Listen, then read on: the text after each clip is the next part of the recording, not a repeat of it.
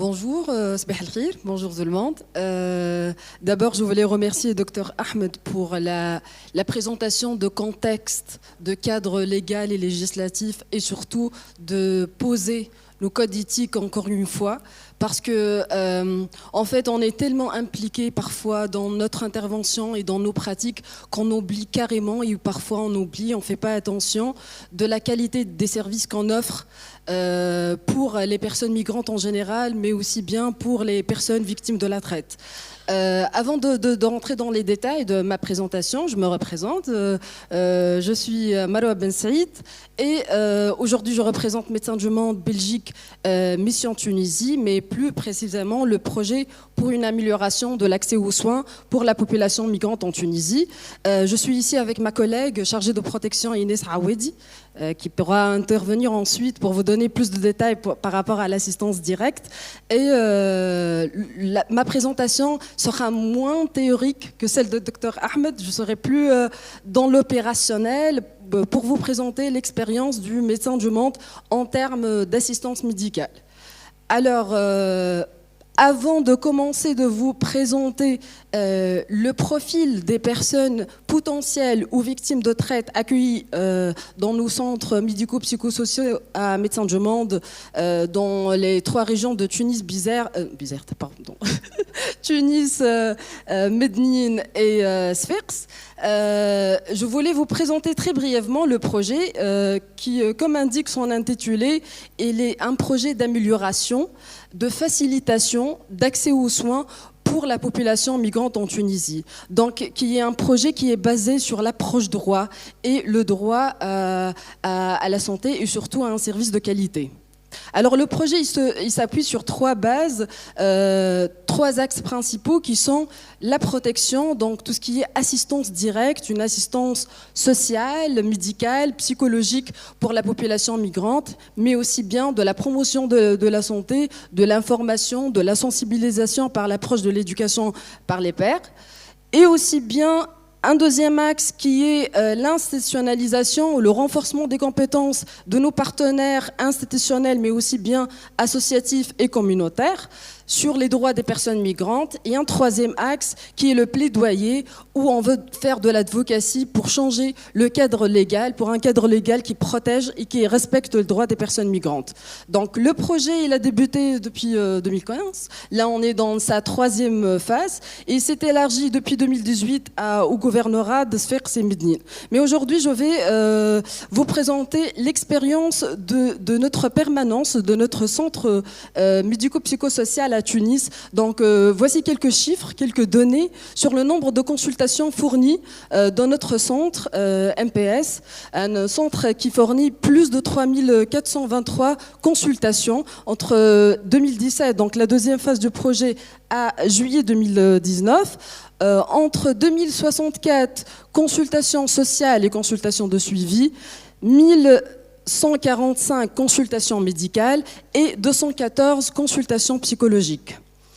Donc, avant de traiter la question de la traite, next s'il vous plaît, je voulais vous présenter, après associer le fait que la traite elle est toujours associée par le phénomène de l'exploitation et du coup par diverses formes de violence, que par rapport à ces personnes qui sont présentes dans nos centres MPS, nous avons constaté un taux d'exposition ou de vécu traumatique très important.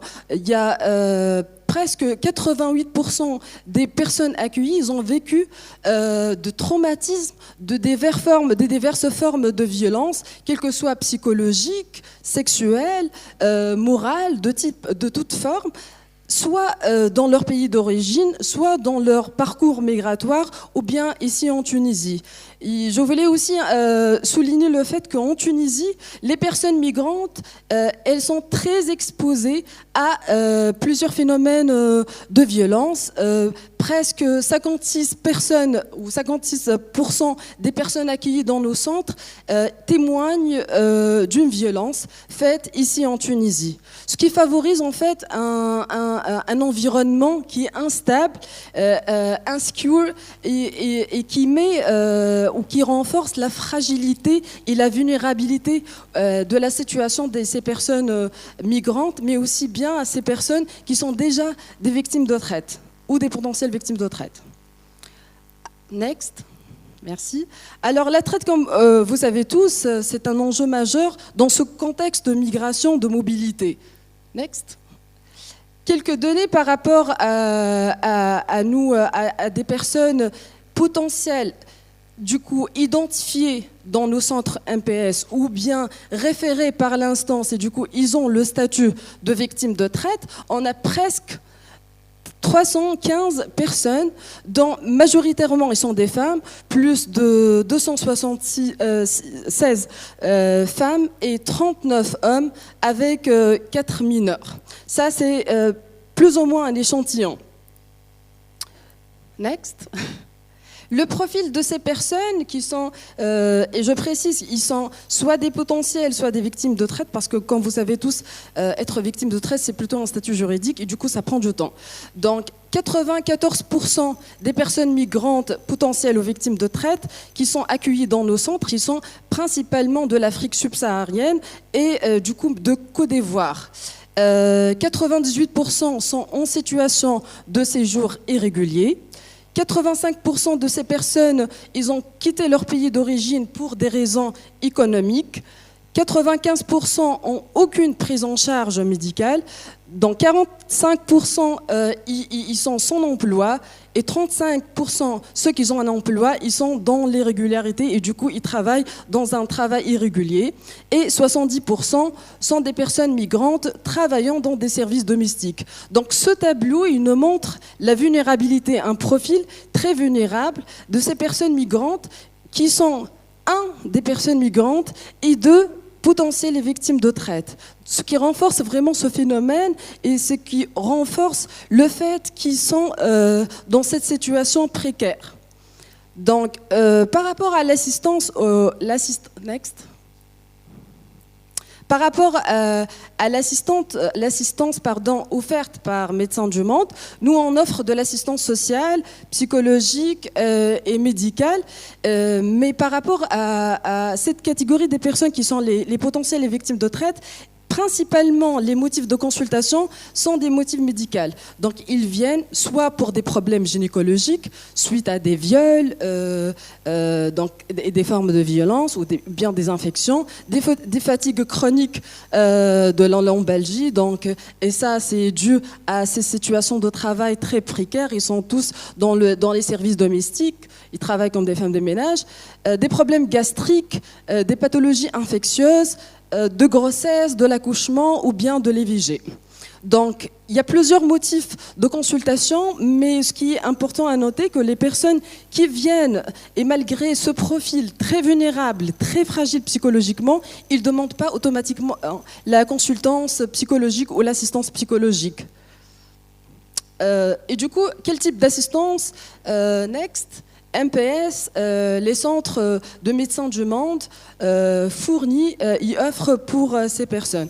On offre de l'assistance directe, comme je viens de le dire, et on travaille en coordination avec nos partenaires, quels que soient nos partenaires institutionnels, mais aussi bien nos partenaires associatifs. Et d'ailleurs, le 1er août, on a eu notre atelier de référencement où on a mis le point sur l'importance de la santé mentale et comment référer des personnes migrantes qui ont des vulnérabilités psychologiques, rajoutant à cela des personnes qui sont des victimes de traite.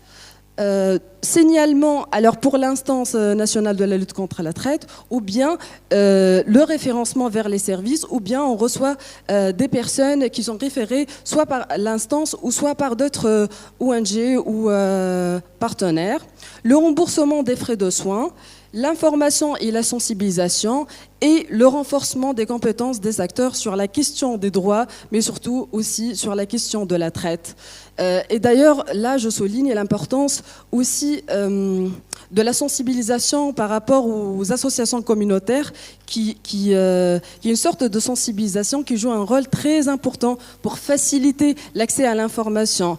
Nous, on a adopté depuis un moment l'approche participative et l'approche d'impliquer les personnes migrantes pour connaître mieux le système de soins, parce que l'objectif ultimal du projet, c'est autonomiser ces personnes migrantes. Et du coup, nous avons fait un pool d'éducateurs pairs, qui sont des personnes migrantes aussi, dont on trouve des potentiels ou de victimes de traite, qui jouent un rôle très très important pour passer l'information à d'autres, pour identifier aussi et pour orienter vers nos services. Donc voilà, merci, je pense que j'ai fait le tour. Après, si vous avez des questions. C'était très rapide, hein. Merci. Merci beaucoup, Maroua.